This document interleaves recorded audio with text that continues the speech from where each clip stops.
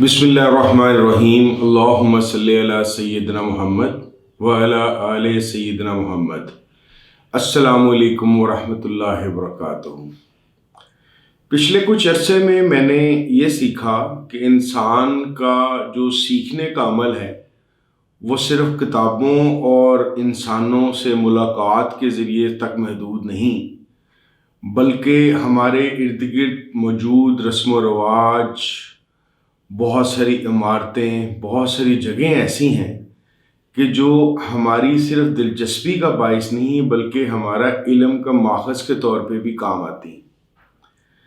इसी से मुझे शौक़ पैदा हुआ कल्चर और हिस्ट्री और हेरिटेज के मुतल्लिक जानने का, और इस शौक़ को बढ़ावा दिया और इसको बेहतर किया मेरे शफ़ीक उस्ताद डॉक्टर मोहम्मद शफ़ीक, जो history and civilisation BZU Multan के चेयरमैन हैं।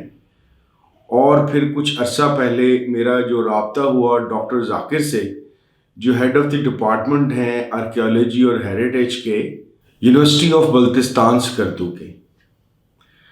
इस सिलसिले में मैंने ये सोचा कि जो चीज़ें मैंने इन दो साहबान से सीखी हैं और उस सीखने के अमल की वजह से मेरी तबीयत में ख़ास ठहराव आया और मैं इल्म के नए मायने के मुतल्लिक भी बहुत सारी चीज़ें जानने के काबिल हो सका, जिसने मेरे अंदर बहुत सारे लोगों की एक्सेप्टेंस, तारीख़ी हकीकत को जानना, उसको मानना और उसके मुताबिक एक बड़े पस मंज़र को समझ के मुस्तक़बिल का एक पेशकदमी करने के लिए मेरे लिए ज़िंदगी में आसानियाँ पैदा की।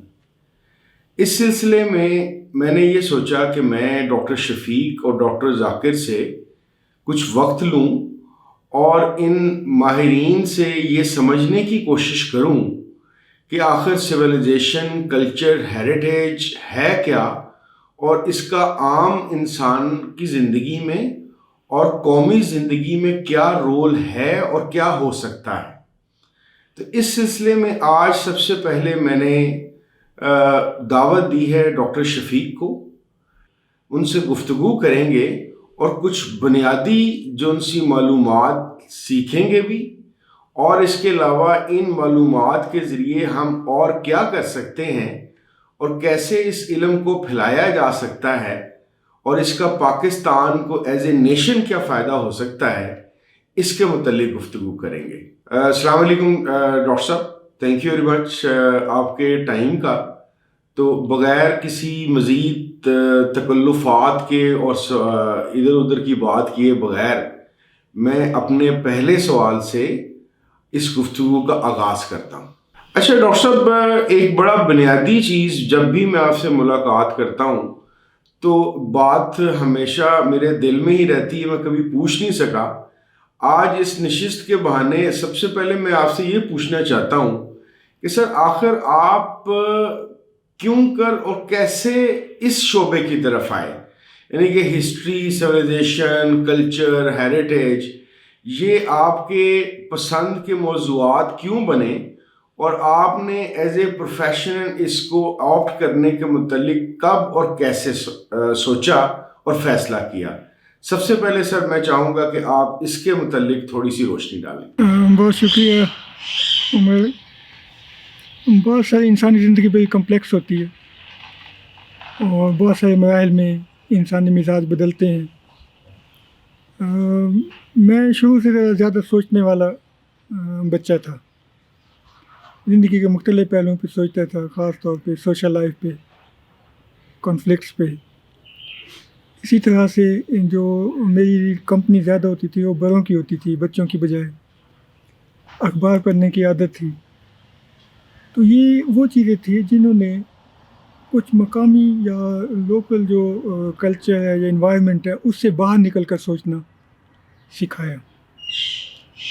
कुछ जो है उस दौर में हिस्टोरिकल नावल्स पढ़ने का बचपन से जो शौक़ बना, उसने भी थोड़ी हिस्ट्री में दिलचस्पी की।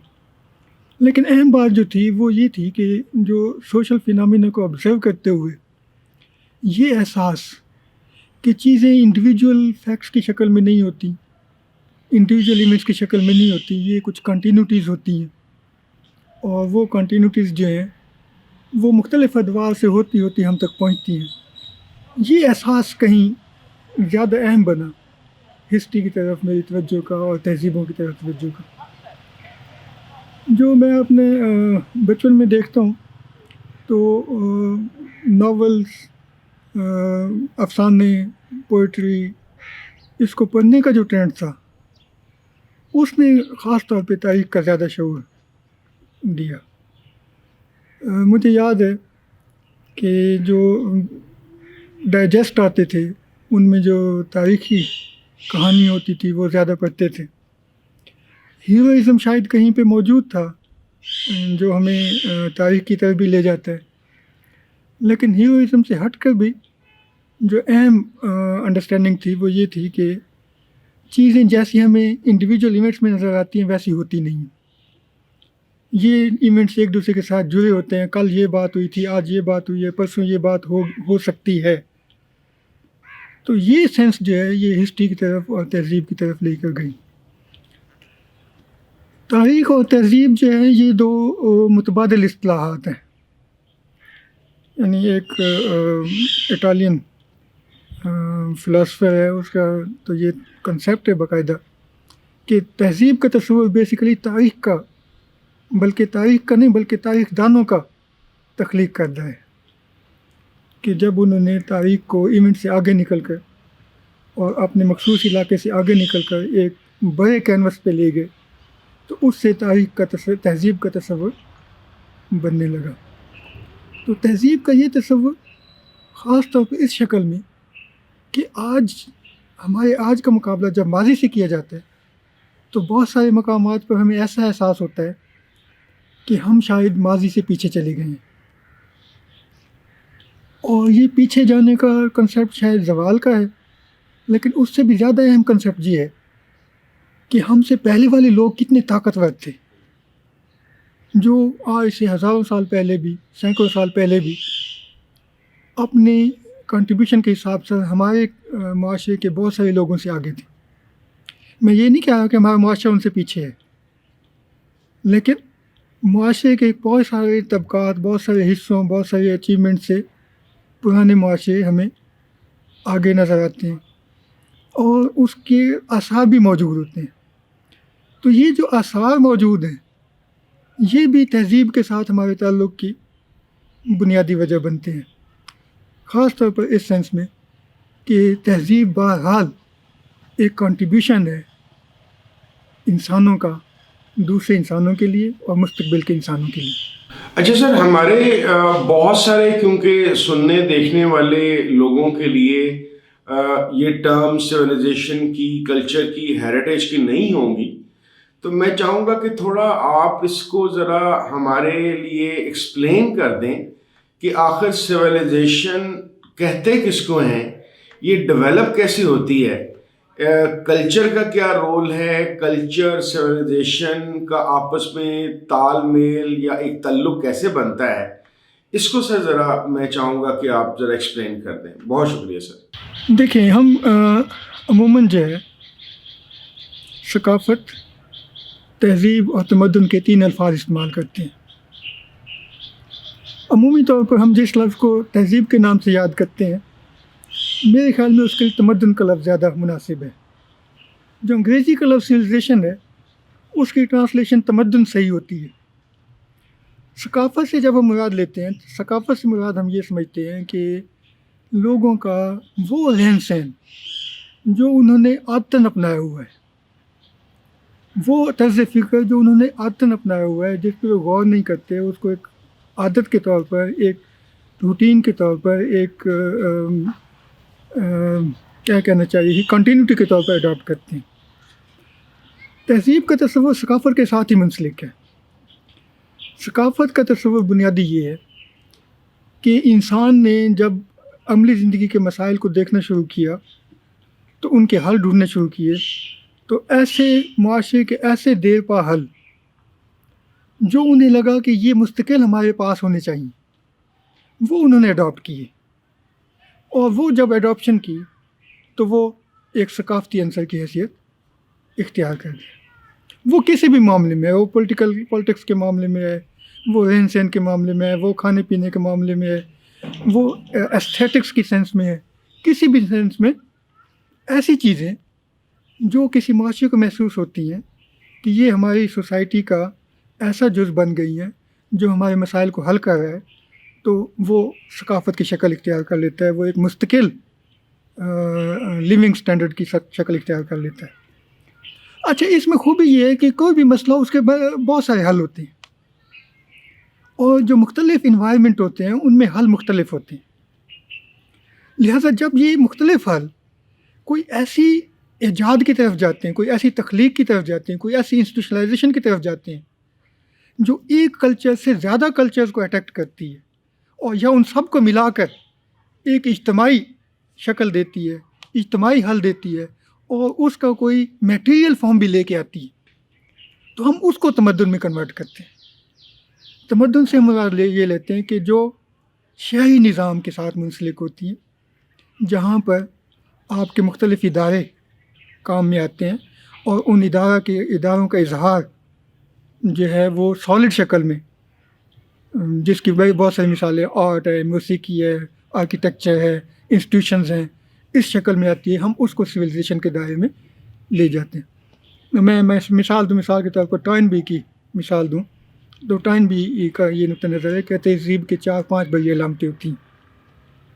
مثلا ایک علامت یہ ہوتی ہے کہ اس کا دائرہ اثر بہت وسیع ہوتا ہے، یعنی وہ ایک امپائر کریٹ کرتی ہے۔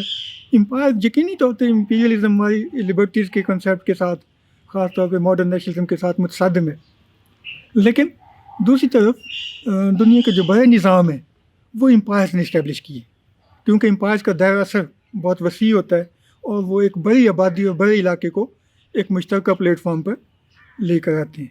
اچھا، اسی طرح جو ہے یہ جو مشترکہ پلیٹ فارم میں ہوتا ہے، یہ تہذیب کی کس شکل میں آتا ہے؟ وہ ہوتا ہے آرٹ، لٹریچر، فلاسفی، اس طرح سے لینگویج۔ یہ وہ ٹولز ہوتے ہیں جو لوگوں کو اکٹھا کرتے ہیں، ایڈاپشن کی طرف لے کر آتے ہیں، اور اس کے ساتھ جو بڑا ٹول ہوتا ہے وہ ہوتا ہے نظریاتی، جس کو ہم مذہب کی شکل میں دیکھتے ہیں۔ تو وہ نظریہ، لینگویج، لٹریچر، آرٹ، آرکیٹیکچر، یہ وہ ٹولز ہیں، ٹیکنالوجی، یہ وہ ٹولز ہیں جو لوگوں کو ایڈاپشن پہ لے جاتے ہیں۔ ایک بڑی آرٹسٹک تخلیق جو ہے، ایستھیٹک تخلیق جو ہے، اس کی اپریسیشن کا دائرہ جتنا پھیلتا جائے گا، وہ اس کے خالقوں کی جو ہے وہ برتری یا ان کی ایک عظمت کا نشان بنتا جائے گا۔ ایک بڑی جو بلڈنگ ہے، جو خوبصورت اپنی خوبصورتی میں، اپنی نزاکت میں، نفاست میں جو اپنا اظہار مانگتی ہے، اس کی جو مشہوری ہے وہ دنیا کے مختلف حصوں تک پھیلتی چلی جائے گی۔ لینگویج میں جو ایکسپریشن ہے، لٹریچر میں جو ایکسپریشن ہے، کہ وہ ایکسپریشن جو ہے وہ کتنی متنوع قسم کے جذبات، احساسات کو پریزنٹ کر سکتا ہے، وہ جو پریزنٹیشن کا احساس ہے جو مختلف زبانوں میں نہیں ہوتا، جب وہ لوگوں کو پتہ چلتا ہے کہ ہم ان کو بھی اس طرح سے بھی ایکسپریس کر سکتے ہیں، تو وہ احساس جو ہے وہ چیزوں کو ایکسپینڈ کر دیتا ہے، اور وہ تہذیب کے دائرے کو وسیع کرتا ہے۔ لیکن اہم بات یہ ہے کہ تہذیب اور کلچر یا تمدن اور کلچر میں بنیادی فرق یہ ہے کہ تمدن جو ہے وہ میٹیریل فارم کو لازمی پریزنٹ کرے گا، میٹیریل فارم بھی ایسی جو وقتی نہیں ہوگی، بلکہ وہ طویل عرصے تک قائم رہ سکے اور ادارہ جاتی شکل میں موجود رہے۔ سر، ایک اور بعض دفعہ مجھے ایسا لگتا ہے کہ چیزوں کو کنفیوز کر دیتے ہیں۔ میں یہ جاننا چاہتا ہوں کہ ہم نے سویلائزیشن کی اور کلچر کی بات کی، آپ اگر مناسب سمجھیں تو تھوڑا سا ہیریٹیج کو ایکسپلین کر دیجئے کہ آخر ہیریٹیج کیا ہے، یعنی کہ کیا ہیریٹیج صرف آثار قدیمہ یا مخصوص عمارتیں یا آرکیٹیکچر ہی ہے، یا ہیریٹیج کوئی جو فی زمانہ چیزیں چل رہی ہیں وہ بھی ہیریٹیج کا پارٹ ہوتی ہیں؟ تو کائنڈلی ذرا ہیریٹیج کے متعلق سے ذرا ایکسپلین کر دیجیے۔ دیکھیے، یہ بڑی دلچسپ بات ہے۔ میں ذاتی طور پہ سمجھتا ہوں کہ ہیریٹیج کے ساتھ ہم نے چیزوں کو محدود کر دیا ہے۔ ہیریٹیج کا مطلب بنیادی یہ ہے کہ انسانی ورثہ کسی بھی شکل میں ہے، وہ ہیریٹیج ہے۔ وہ کلچر کی شکل میں ہے، وہ اداروں کی شکل میں ہے، وہ آرکیٹیکچر کی شکل میں ہے، بلکہ اس سے بھی آگے جو نالج کی شکل میں ہے.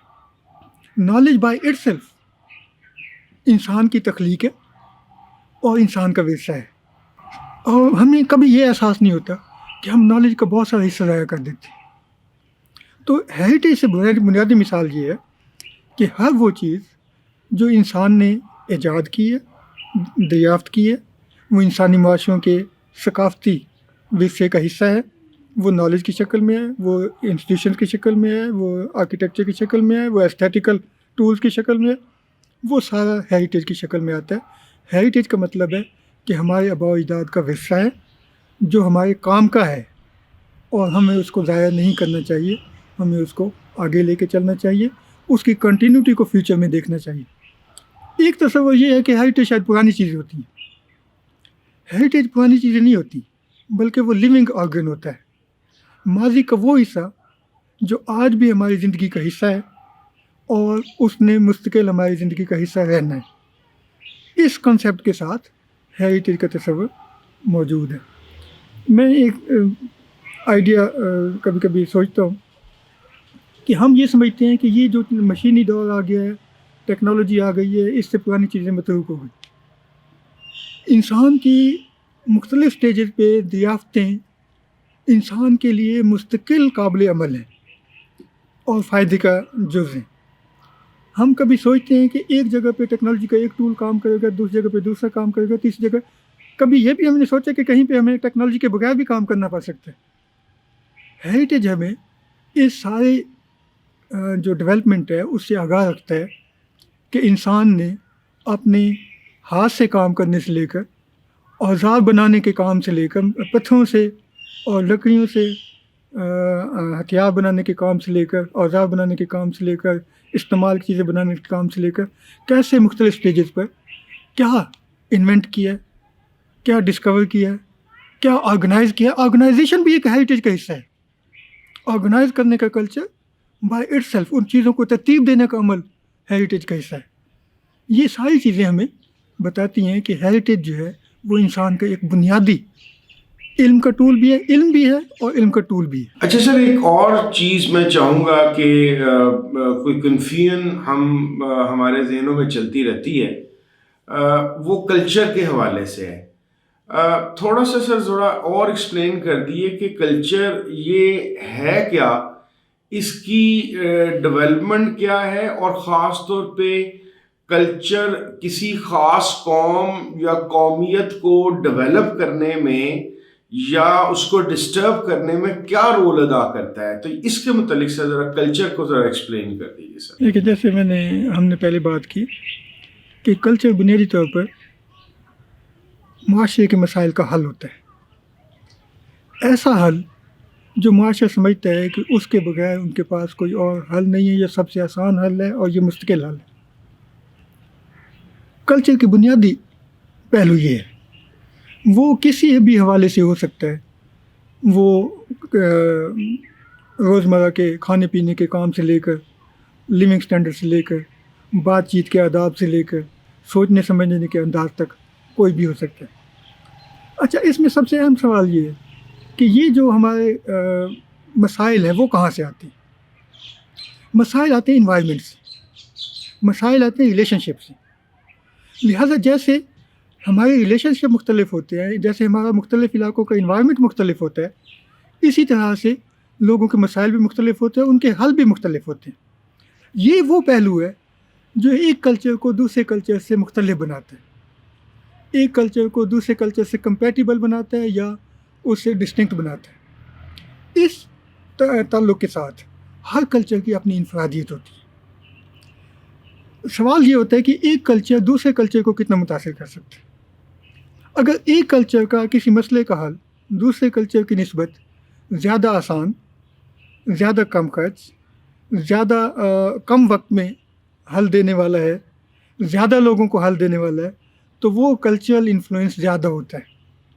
اور اس طریقے سے کلچر ایک دوسرے کو انفلوئنس کر کے آگے چلتے ہیں.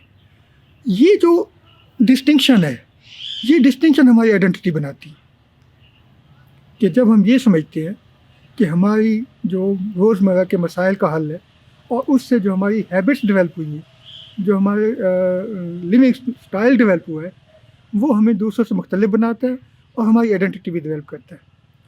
اس وجہ سے کلچر لازمی طور پہ آئیڈینٹی کا بنیادی جز بن جاتا ہے. لیکن کلچر میں ہوتا کیا ہے؟ کلچر میں سب سے بنیادی اظہار ہوتا ہے آپ کی کمیونیکیشن، لینگویج اور لٹریچر، آپ کے جذبات اور احساسات، آپ کے پیشنس، آپ کا دوسرے لوگوں سے ملنے کا انداز، دوسرے لوگوں سے تعلق کا انداز. یہ جو انداز ہے یہ آپ کے ایک گروپ فیلنگس کو بڑھا دیتا ہے. اس لیے دنیا بھر میں یہ ایک پاپولر آئیڈیا ہے کہ گروہی جو تعلق ہے اس کی سب سے بڑی بنیاد لینگویج ہوتی ہے. جہاں پہ آپ کمیونیکیٹ زیادہ اچھا کر سکتے ہیں وہاں پہ کلچر ریلیشن زیادہ اچھے ہوتے ہیں. کبھی ہم یہ سوچیں کہ ہمارے انگلش ورلڈ کے ساتھ تعلقات کیوں اچھے ہوتے ہیں، تو اس میں بنیادی حوالہ یہی ہے کہ ہم انگلش میں کچھ نہ کچھ کمیونیکیٹ کر سکتے ہیں. تو کلچر میں بھی سب سے بنیادی حوالہ یہ ہوتا ہے کہ جہاں پر آپ لوگوں کے ساتھ اپنے بنیادی احساسات کو شیئر کر سکتے ہیں، جہاں پہ یہ شیئر کر سکتے ہیں وہاں پہ آپ کی گروپ فیلنگ جو ہے وہ عام لوگوں سے زیادہ بڑھ جاتی اور وہ ایک آئیڈینٹی کی شکل دے دیتی. اس آئیڈینٹی کے جو شکل ہے اس میں جب کمپٹیشن میں جاتے ہیں، وہ سیاسی ہو معاشی ہو، اس میں اضافہ ہو جاتا ہے یا کمی ہو جاتی ہے. جب آپ کی کمپیٹیبلٹی میں سیاسی ماحول میں ہو اور وہاں پہ آپ مارجنلائز ہو تو آئیڈینٹی کا یہ جو فیلنگز ہیں وہ زیادہ طاقتور ہو جاتی ہیں. جہاں پہ آپ بینیفیشریز ہیں وہاں پہ آئیڈینٹی کی یہ فیلنگز کم ہو جاتی ہیں. اس طرح سے یہ چیزیں آگے چلتی رہتی ہیں. تو دونوں صورتوں میں ایک تو یہ کہ کلچر بہرحال ایک آئیڈینٹی کا بیسک اور طاقتور ٹول ہے اور اس میں ہمارے لیونگ سٹائل اور کمیونیکیشن بہت اہم ہے. اور دوسرا یہ کہ ہم جو بھی کرتے ہیں اس سے ایک کمپٹیٹیونیس ڈیولپ ہوتی ہے، پولیٹیکل اور کمرشل یا اکنامک، اور اس سے جو ہے آئیڈینٹی کے جو مسائل ہیں وہ زیادہ واضح بھی ہوتے ہیں اور کمپیٹیبل بھی بنتے ہیں. اچھا سر، ابھی تک نا مجھے جو آپ کی بات سے سمجھ آ رہی ہے خاص طور پہ کلچر کے حوالے سے کہ کلچر جو سا ہے وہ ایک کنٹینیوس ایولیوشن کے پروسیس میں سے گزرتا ہے، یہ کوئی جامد چیز نہیں ہے. تو میں یہ جاننا چاہتا ہوں کہ جب اس کی یہ حقیقت ہے اور کسی بھی وجہ سے جو ہم نے کوشش کی پاکستان میں مذہبی وجوہات کی بنیاد پر ہم نے یک رنگی اختیار کرنے کی کوشش کی یا ایک یونی ڈائریکشن میں ہم نے چلنے کی کوشش کی کلچر کے اندر، تو اگر ہم کسی طریقے سے اپنے آپ کا اپنے ملک میں جو مختلف اکائیاں ہیں ان کو حقیقت مان کر ملٹی کلچرلزم کو مان لیں، تو کیا یہ ہماری سروائیول اور ڈیولپمنٹ اور آپس کی تعلقات کو یونیفائڈ رکھنے کے لیے اور بیٹر کنیکٹ کرنے کے لیے بہتر نہیں ہو سکتا؟ اس کو سے ذرا کمنٹ کیجئے گا اس بات پہ ذرا. یہ سب سے دلچسپ اور سب سے مشکل سوال ہے. دلچسپ اس لیے ہے کہ اگر ہم اس سوال کا جواب غیر سیاسی انداز میں ڈھونڈیں تو آسان جواب ہے، لیکن اگر سیاسی انداز میں ڈھونڈیں تو پھر تھوڑا سا مشکل جواب ہو جاتا ہے. جن علاقوں پر پاکستان قائم ہے، پہلی بات ہمیں یہ سمجھ لینی چاہیے کہ یہ سیاسی انتظام میں کبھی بھی مستقل نظام کے طور پر موجود نہیں ہوئے. ان کا سیاسی انتظام مختلف ادوار میں مختلف ہوتا رہا ہے. مثلاً جو مغل امپائر ہے یا اس سے پہلے سلطانیٹ ہے، وہ کلچرلی سینٹرل ایشیا اور ایران کے ساتھ اٹیچ ہے. لیکن اس سے پہلے کا جو دور ہے وہ کلچرلی جو ہے وہ دواب کے ساتھ اٹیچ ہے. تاریخ کا یہ دلچسپ عمل ہے کہ تاریخ میں ساؤتھ ایشیا میں جتنے بھی حملہ آور آئے، وہ چاہے ساؤتھ ایشیا سے مڈل ایسٹ کی طرف، سینٹرل ایشیا کی طرف جانے والے، ایران کی طرف جانے والے، یا ایران اور سینٹرل ایشیا سے ساؤتھ ایشیا میں آنے والے، انہوں نے طاقت کے حساب سے इस इलाके को, जो पाकिस्तान का मौजूदा इलाका है, ये ताकत के हिसाब से इसकी आइडेंटिटी मुख्तलिफ होती है। कभी ये सेंट्रल एशिया का हिस्सा है और कभी साउथ एशिया। इसकी डेमोग्राफी देखें तो वो भी दिलचस्प नज़र आएगी। यहाँ पर south Asia, middle east, central Asia की तमाम नस्लों के लोग आपको आबाद मिलेंगे। उसकी वजह यही है कि ये बुनियादी तौर पर दरिया सिंध के साथ साथ के इलाके, दरिया सिंध के मगरब की तरफ और दरिया सिंध के मशरक़ की तरफ, जनूब मशरक़ की तरफ और शुमाल मगरब की तरफ के इलाके, ये इसी तरह से आने वालों के लिए एक बफर जोन की हैसियत से या एक पनाहगाह की हैसियत से मौजूद रहे हैं। तो इस सेंस में जो पाकिस्तान का सकाफ़ती मंजर है वो बड़ा वाइड है। वो कोई यकरंगी सकाफ़त नहीं है, वो कसीर सकाफ़ती है। उस कसीर सकाफ़ती में एक जो पाकिस्तानी कल्चर की एक हमें झलक नज़र आती है, उसके चंद एक एलिमेंट्स हमें ख़ास तौर पे देखने होंगे। पहली बात तो ये है, इसको समझने के लिए ज़रूरी है कि हम ये समझें कि पाकिस्तान नाम का कोई हिस्टोरिकल जो खिता है नाम के तौर पर मौजूद नहीं था। पाकिस्तान का नाम एक नया नाम है। लिहाजा एक तरफ तो ये तारीख़ी जो आइडेंटिटीज़ हैं उनसे ब्रेक है। ये बात बड़ी अहम है। नाम के तौर, पाकिस्तान के नाम के तौर पर ये तारीख़ से एक ब्रेक है, लेकिन सकाफ़ती तौर पर ब्रेक नहीं है। सकाफ़ती राब्ते इस इलाके के दोनों तरफ, बल्कि तीनों तरफ, समंदर की तरफ भी मौजूद रहे। हाँ, जिस तरफ नहीं रहे वो शुमाल की तरफ रहा है। शुमाल में चूँकि कोई एक पॉसिबल बाउंड्रीज़ नहीं थी, तो वहाँ के एक तरफ के गिलगित की तरफ के कुछ इलाकों के अलावा कम्युनिकेशन इतनी स्ट्रॉन्ग नहीं हुई। तो सकाफ़ती कम्युनिकेशन ने यकीनी तौर पर यहाँ पर कसीर रंगी सकाफ़त को जन्म दिया है, लेकिन वो कसीर रंगी सकाफ़त को एक पाकिस्तानी सकाफ़त में ढालने का काम, ये एक ऐसा काम था जो पाकिस्तान बनने के बाद शुरू हुआ है। पाकिस्तान बनने से पहले हमने जो अंसर अडॉप्ट किया वो मजहबी सकाफ़त का था, लेकिन मजहबी सकाफ़त का ताल्लुक़ एक इतने वसी और हमगीर निज़ाम से है कि उसमें बहुत सारे जो मकामी और ज़ाती तसुबात और शनाख्तें होती हैं वो जगह नहीं बना पाती, और ये कॉन्फ्लिक्ट जो है ये मज़हब और सकाफ़त का रहता है, हमेशा रहता है। इस वजह से जो मज़हब है वो भी समटाइम सकाफ़ती रंग इख्तियार कर लेता है अपनी बका के लिए। तो पाकिस्तान में भी जब हमने दो कौमी नज़र की बुनियाद पर बात की कि इस्लाम हमारी शनाख्त के तौर पे है, तो भी शनाख्त का मसला हल नहीं हुआ। ख़ास तौर पर बांग्लादेश की अलहदगी के बाद ये जो सवाल है ये ज़्यादा अहम बना।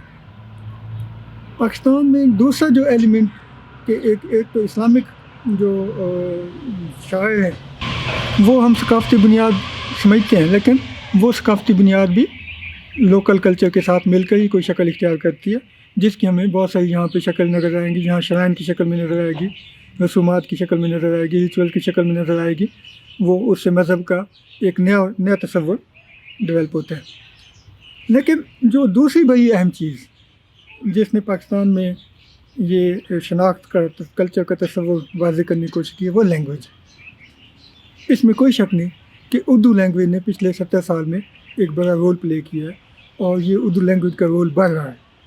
कम्युनिकेशन के ज़रिए हमने पहले बात की कि कल्चर का सबसे बड़ा कमाल क्या है कि वो कम्युनिकेशन का एक ग्राउंड प्रोवाइड करता है, कम्युनिकेशन के लिए एक बेस प्रोवाइड करता है।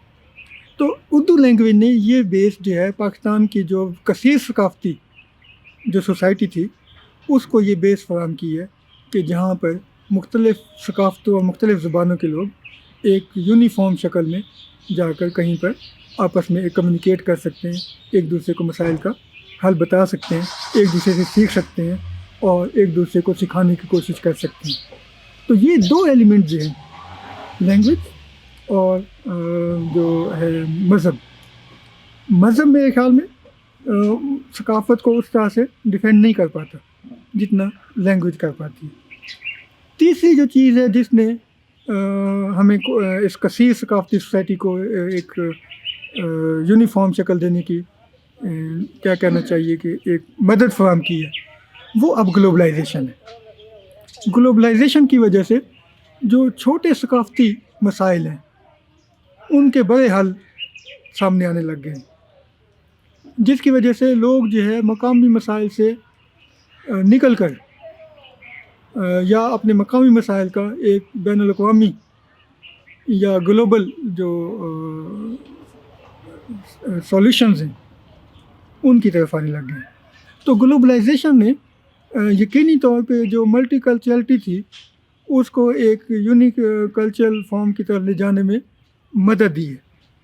ملٹی کلچر کو ختم نہیں کیا، لیکن اس میں بہت سے ایسے ایلیمنٹ انٹروڈیوس کرا دیے ہیں جو کہ چھوٹے جو لسانی یا ثقافتی تضادات تھے یا جھگڑے تھے ان کو کم کر کے اور ان کو ایک انٹرنیشنل کمیونٹی کا ممبر بنایا، جس کے مقابلے میں نیشنل کمیونٹی کا تصور بھی زیادہ واضح ہوا ہے.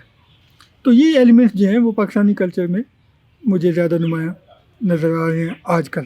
اچھا سر، آپ نے ایکسپلین کر دیا مجھے بتانے کی، اور ہم سب سننے دیکھنے والوں کے لیے آپ نے ایک اچھی بہت بہتر طور پہ ایک مدلل باتیں کی سویلائزیشن، کلچر، ہیریٹیج کا متعلق. اور ہمارے یہ بھی بات سمجھ آ رہی ہے کہ اگر ہم پاکستانی سوسائٹی کو ملٹی کلچرل مان لیں اور یہ بھی مان لیں کہ پاکستان کی جو سرزمین ہے وہ ہزاروں سال پرانی، اگر لاکھوں والی بات کسی کو نہ ہضم ہو سکے تو ہزاروں سال پرانی مختلف سویلائزیشنز کا ایک مجموعہ ہے، تو میرے خیال کے مطابق ہمارے اختلافات بھی ختم ہو سکتے ہیں، ہمارے اندر بھائی بندی اور بھائی چارہ اور ہم رنگی اور آپس کے تعلقات کی ڈیولپمنٹ بھی ہو سکتی ہے. لیکن آپ بینگ ایکڈیمک ٹیچر اور بینگ ہسٹورین، آپ ایز اے پرسن کیا سجیسٹ کریں گے کہ ایسے کون سے 1 2 3 4 سٹیپس لیے جائیں جس کی وجہ سے ہم یہ کرنے کے، یعنی کہ ملٹی کلچرلزم کو ایکسیپٹ کرنے کے قابل ہو کے اس کے بینیفٹ اٹھا سکیں؟ یقینی طور پر آپ کی بات ٹھیک ہے. میں نے جیسے پہلے بات کی کہ کمیونیکیشن کا نہ ہونا ایک دوسرے کو ماننے میں سب سے بڑی مشکل ہوتا ہے، کہ جب ہم دوسروں کو سمجھ ہی نہیں پا رہے، نہ سمجھنے کا نتیجہ کیا نکلتا ہے کہ ہم دوسرے کو مرتد، کافر اور غدار کے معنی کی طرف لے جاتے ہیں. یقینی طور پر جو اردو زبان ہے اس نے لوگوں کو سب سے پہلی راہ دکھائی ہے کہ ایک دوسرے کو سمجھیں، اور ایک دوسرے کو سمجھنے سے بہت ساری باتیں آسان ہوئی. مثلا میں پچھلے ہفتے بڑا حیران ہوا کہ ہمارے کچھ پختون طالب علم کسی مسئلے پہ بحث کر رہے تھے، تو تقریباً 1 گھنٹے کی بحث کے بعد ان کا تاثر یہ تھا کہ یہ سوال پہلے ہمارے سمجھ میں نہیں آتے تھے. کمیونیکیشن گیپ اتنا زیادہ تھا کہ ہم ثقافتی کثیر رنگی کو بھی نہیں سمجھ پاتے. یہی سوال مذہب کے ساتھ بھی ہے. مذہب میں بھی اصل پرابلم یہ ہے کہ آپ دوسرے کو سمجھے بغیر اس پہ فتویٰ لگا دیں گے تو سمجھ کیسے آئے گی یا سمجھائیں گے کیسے؟ بہت ساری ایسی چیزیں جو ثقافتی طور پر معیوب نہیں ہوتی، ہم ان کو کہیں پہ نیشنل اور یا ریلیجس سمبل میں لا کر معیوب سمجھنا شروع کر دیتے ہیں اور ان لوگوں کو معتوب بنا لیتے ہیں.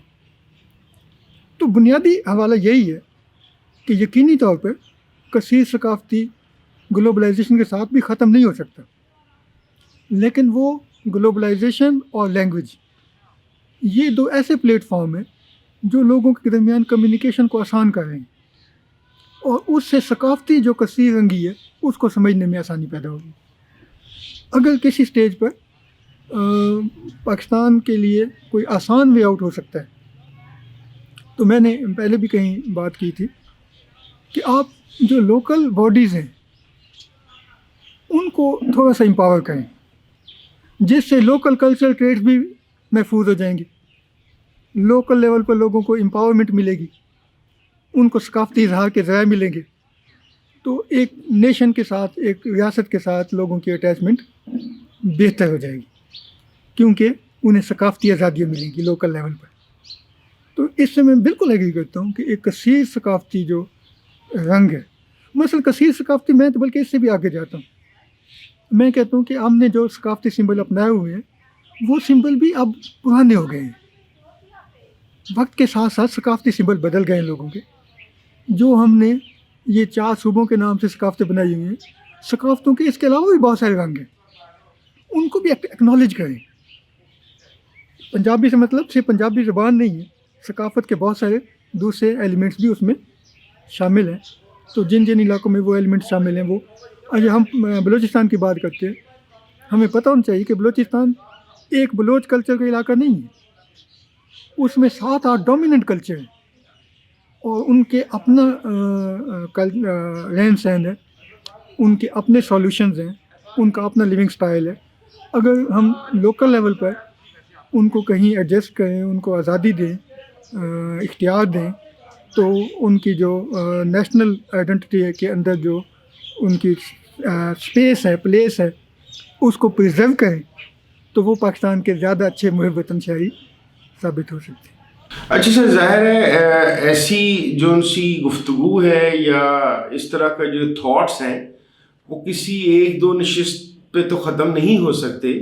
انشاءاللہ تعالیٰ میری یہ ریکویسٹ ہوگی کہ میں آئندہ بھی آپ کے ساتھ بیٹھ سکوں اور ہم اس طرح کی نشستیں رکھ سکیں، but just to conclude this part, یعنی کہ یہ پہلا دفعہ جو ہم یہ نشست اس طرح سے کر رہے ہیں، میں چاہوں گا کہ آپ پاکستان کی جو تمام اکائیاں ہیں، پنجاب ہے، بلوچستان ہے، آزاد کشمیر ہے، صوبہ سندھ ہے، گلگت بلتستان ہے، ان تمام اکائیوں کے اندر وہ لوگ جو ہسٹری، سویلائزیشن، کلچر، ہیریٹیج کے حوالے سے چاہے ایکڈیمکس میں، ریسرچ میں کام کر رہے ہیں یا پروفیشنلی انوالو ہیں، ان کے لیے سر آپ کا میسیج یا ورڈ آف وزڈم کیا ہوگا سر؟ ذرا اس پہ تھوڑی سی روشنی ڈالیے۔ یہ سب سے اہم سوال ہے میرے خیال میں۔ پاکستان میں اس وقت جو سب سے بڑا پرابلم ہے وہ ڈسکنٹینٹ کا ہے۔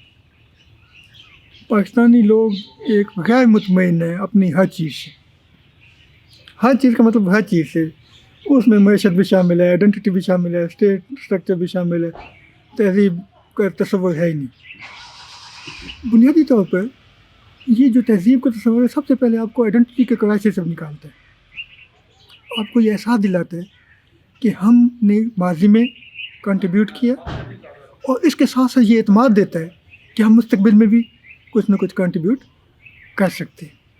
یہ ہے بنیادی پہلو۔ لہذا اگر اس پہلو کے ساتھ تہذیبوں کا ایک تصور عوام تک پہنچایا جائے، تو سب سے پہلا اہم کام یہی ہوگا کہ ہماری قوم میں ایک اعتماد پیدا ہوگا کہ ہم ایک تہذیب ہے، ہمارے پاس تہذیبوں کے آثار موجود ہیں، صرف آثار موجود نہیں ہیں بلکہ ان کی کنٹینیوٹی بھی ہماری لائف کا حصہ ہے، وہ ہمارے جارگن کا حصہ ہے، ہماری بات چیت کا حصہ ہے، استعاروں میں موجود ہے۔ تو پہلی بات یہ کہ ہم گئے گزرے نہیں ہیں۔ اس کے لیے بنیادی ایک کام تو بنیادی یہ ہے کہ ہم سلیبس میں یہ چیزیں شامل کریں، تعلیم میں شامل کریں۔ ہماری تعلیم کا بنیادی سوال یہ ہے کہ ہم یہ سمجھتے ہیں کہ کچھ قدیم تہذیبیں جو ہے وہ ہمارے سو کالڈ کلچر سے متصادم ہیں، ہم کلچر کنٹینیوٹی کے کنسیپٹ سے واقف نہیں ہیں، ہم نے ان کو پکڑ پکڑ کے نکالا ہے۔ لہٰذا جو ہمارا آئیڈینٹی کرائسس ہے، اس میں ہماری تہذیب کا تصور موجود نہیں ہے۔ میں نے پہلے بھی شاید کہیں بات کی ہے کہ ہم جو ہے ماڈرنٹی میں جائیں تو ہمارا قبلہ اور کعبہ جو ہے پیرس، لندن اور نیو یارک بن جاتا ہے، ہم مذہب میں جائیں تو ہم بغداد، دمشق اور چلے جاتے ہیں مکہ اور مدینہ، اور ہم اپنے پولیٹیکل ہسٹری میں جائیں تو دلی، دکن اور وہ ہمارے گجرات، وہ ہمیں زیادہ یاد رہتے ہیں، ٹھیک ہے نا۔ تو پاکستان کی زمین کے ساتھ وہ ثقافتی اور جو تہذیبی جو تعلق ہے وہ ہمارا قائم نہیں ہو پا رہا. دوسرا جو اہم پہلو ہے کہ ہم ان چیزوں کو تعلیم میں شامل کریں اور اس کو درجہ بندی کریں کہ بچوں کے لیول پہ کون سی چیز شامل ہونی چاہیے, بڑوں کے لیول پہ کون سی چیز شامل ہونی چاہیے. ثقافتی جو کنٹینیوٹیز ہیں ان پہ تحقیق ہونی چاہیے, جو تاریخی کنٹینیوٹیز ہیں ان پہ تحقیق ہونی چاہیے. ہمیں پتہ چلے کہ آج کے ہمارے کلچر کی کون سی چیز 4000 سال سے آ رہی ہے. ہمیں پتہ چلے کہ ہم لیونگ آرگنزم کا حصہ ہیں. تاریخ اور ہیریٹیج جو ہے وہ لیونگ آرگنزم ہے, وہ ڈیڈ نہیں ہے. ہمارے پاس جو ہے وہ تصور یہ ہے کہ تاریخ تو گھر مردے خانہ ہوتی, یہ کھنڈرات ہیں. وہ کھنڈرات نہیں ہیں, وہ ہماری کنٹینیوٹیز کا حصہ ہیں. تو ایک یہ, دوسرا یہ کہ ہمیں بنیادی طور پر جو آبزرویٹری تعلیم ہے اس کی طرف آنا چاہیے. ہماری جو تعلیم ہے وہ کلاس روم تک اور کتاب تک محدود ہو گئی. عملی تعلیم کی طرف آئیں, آبزرویشن کی طرف آئیں. جو ہمارے طالب علم ہیں, محقق ہیں, وہ فیلڈ میں جائیں, معاشرے میں جائیں, آثار دیکھیں, جو ہیریٹیج ہے اس کو خود آبزرو کریں, اس کے کلچرل یوزیج دیکھیں. ہم یہاں بیٹھ کے خود کہتے ہیں کہ یہ جو ایک دستکار نے جو چھاج بنایا ہے اس کا کیا استعمال ہے آج کل. اس کی کم از کم اور کچھ نہیں تو اس کی ایستھیٹک ویلیو ہی دیکھ لیں.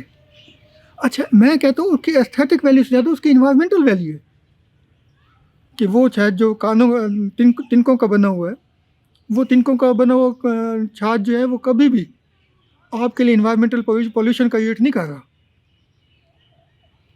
وہ آپ کے لیے پلاسٹک کے جو آپ برتن استعمال کر رہے ہیں, جو چیزیں استعمال کر رہے ہیں, ان کی طرح ناقابل حل نہیں ہے. وہ ختم بھی ہوگا تو آپ کے لیے کہیں نہ کہیں پر وہ زمین کی زرخیزی کا باعث بنے گا, نہ کہ وہ اس طرح کے ایلیمنٹ لے کے جائے گا. تو یہ جو تصور ہے کہ جو آثار ہمارے ہیں وہ آثار, ایک تو یہ کہ ہمیں مشین کے علاوہ بھی سیکھنا, دوسرا یہ کہ وہ کنٹینیوٹیز ہیں. ہیریٹیج جو ہے وہ کنٹینیوٹیز کا نام ہے, وہ آج بھی ہماری لائف کا حصہ ہیں. ان کی تعلیم اور جو تعلیم ہے اس کو فیلڈ تک لے جانا, آبزرویشنل جو تعلیم ہے اس کی طرف لے جانا, یہ ایلیمنٹس جو ہیں وہ ہمیں اس آئیڈینٹی کی طرف لے کے آئیں گے.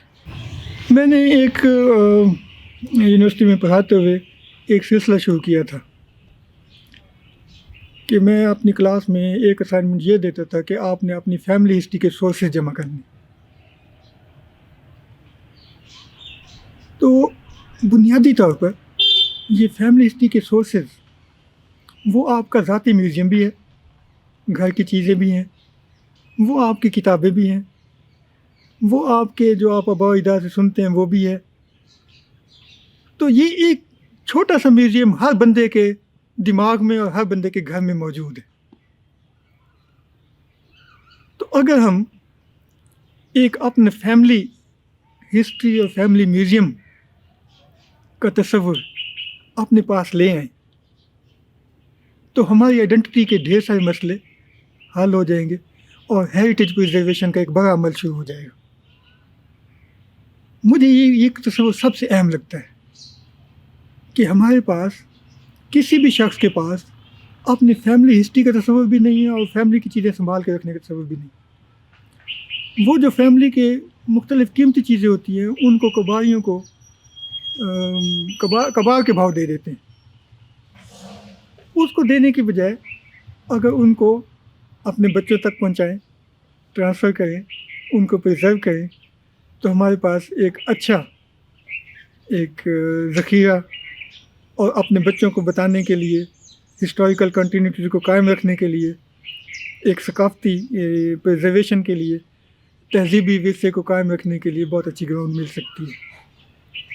یہ میرے ذہن میں بلکہ کرتا ہوں. بہت ساری دفعہ جو ہے وہ میں کلاس کے طالب علموں کو یہ اسائنمنٹ دیتا ہوں کہ وہ اپنی فیملی ہسٹری پہ اور اس کے سورسز پہ کام کریں, اور وہ جب لسٹیں بنا کے آتے ہیں تو وہ بڑی دلچسپ ہوتی ہیں. اور میں ایمانداری سے کہہ رہا ہوں کہ میں نے تاریخ کے بہت سارے کنسیپٹس ان بچوں سے سیکھے ہیں جو اپنی فیملی ہسٹری کے متعلق کچھ لکھ کے لاتے ہیں. تو ہمیں پتہ چلتا ہے کہ یار یہ جو ہم مین اسٹریم ہسٹری میں بیٹھے یہ کنسیپٹ لے کے بیٹھے ہیں وہ جو ہے डाउन स्ट्रीम में तो है ही नहीं, वो कॉमन आदमी के तो कंसेप्ट ही और थे हिस्ट्री के एलिमेंट्स के बारे में। तो ये एक बड़ा कंट्रीब्यूशन हो सकता है, और इस तरह से हम प्रिजर्वेशन की तरफ भी जा सकते हैं, ख़ास तौर पर जो कंटिन्यूटीज़ हैं उनकी तरफ जा सकते हैं। अच्छा जी, अब आपसे इजाज़त का वक्त आया है। ये वाली नशिस्त मैं बहुत शुक्रगुजार हूँ डॉक्टर शफीक का। नेक्स्ट जल्द ही मिलेंगे इंशाल्लाह ताला। मैं डॉक्टर जाकिर के साथ इस तरह की ही एक नशिस्त रखूँगा और कोशिश करते रहेंगे कि इन दोनों साहिबान और लोगों से भी हम बैठ सकें, इनके विजडम से हम फ़ायदा उठा सकें और कोई ऐसी चीज़ डेवलप करने की कोशिश करें कि जिसकी वजह से पाकिस्तान का जो इतना रिच कल्चर है और इतनी ओल्ड सिविलाइजेशंस का ये गढ़ है, इसका अवामुन नास को भी पता चले और कुछ ऐसी फैसिलिटीज़ भी डेवलप और क्रिएट हो जिसकी वजह से बैरून पाकिस्तान और अंदरून पाकिस्तान टूरिज़म को भी एक बढ़ावा दिया जा सके और इसके अलावा रिसर्च की कोई नई शाखें भी ओपन की जा सकें, जिसकी वजह से मेरे ख्याल के मुताबिक एज ए नेशन हमें फ़िलहाल भी और आने वाले वक्त में भी बहुत ज़्यादा फ़ायदा हो सकता है। आपके वक्त का बहुत शुक्रिया। अस्सलाम वालेकुम व रहमतुल्लाहि व बरकातहू।